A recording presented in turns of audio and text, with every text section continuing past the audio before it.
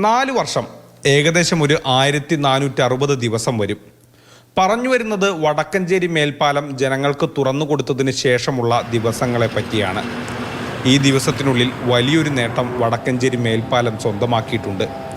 Guinness സംഘാടകരെ ഒന്ന് ബന്ധപ്പെട്ടാൽ ഒരു പുരസ്കാരത്തിന് വരെ സ്കോപ്പുണ്ട്. 4 വർഷത്തിനിടെ ഒരു മേൽപ്പാലം എത്ര തവണ അറ്റകുറ്റപ്പണികൾക്ക് വേണ്ടി കുത്തിപ്പൊളിക്കേണ്ടി വരും? 1 തവണ, 2 തവണ. വടക്കഞ്ചേരി മേൽപ്പാലത്തിൻ്റെ സ്ഥിതി ഇതൊന്നുമല്ല. ആ എണ്ണം വിരലെണ്ണിയാൽ തീരൂല. ഏകദേശം 100 തവണയാണ് ഈ വടക്കഞ്ചേരി മേൽപ്പാലം അറ്റകുറ്റപ്പണികൾക്ക് വേണ്ടി ഭാഗികമായോ പൂർണ്ണമായോ അടച്ചിട്ടത്.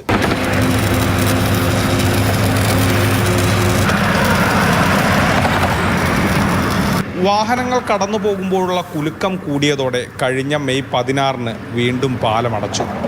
2 പാലങ്ങളിലെയും ഓരോ വരികൾ വീതമാണ് അടച്ചത്. മേൽപ്പാലങ്ങളിൽ പണി മൂലം ഗതാഗതം നിയന്ത്രിച്ചാലും ടോളിന് ഒരു മാറ്റവുമില്ലെന്നാണ് നാട്ടുകാരുടെ പരാതി. എത്ര പ്രാവശ്യം പരാതി കൊടുത്തിട്ടും NHAI കേട്ടതായിട്ട് തന്നെ നടിക്കുന്നില്ല. അതിനെതിരെ ജനരോഷം ഒരുപാട് എരുമ്പിക്കൊണ്ടിരിക്കുകയാണ്. എന്നാൽ ടോളിനൊട്ട് ഒരു കുറവുമില്ല. ഇന്ത്യ രാജ്യത്തെ ഇതുപോലെ ടോൾ പിരിക്കുന്ന ഒരു ബൂത്ത് വേറെ ഇല്ല. ഒരുപാട് ആളുകളിൽ നിന്ന് അനാവശ്യമായി ടോൾ പിരിച്ചുകൊണ്ടിരിക്കുന്നുണ്ട്.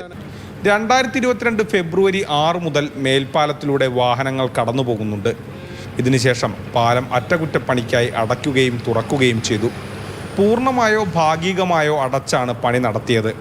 പാലത്തിൻ്റെ ജോയിൻറ്റുകൾ ചേരുന്നിടത്താണ് പ്രശ്നം. കുറച്ചുനാൾ വാഹനം പോകുമ്പോൾ തന്നെ കോൺക്രീറ്റ് പാളികൾ അടരും. പിന്നീട് അത് പൊളിച്ച് വീണ്ടും പണിയണം.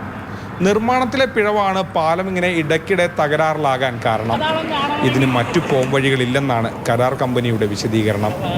മാതൃഭൂമി ന്യൂസ്, പാലക്കാട്.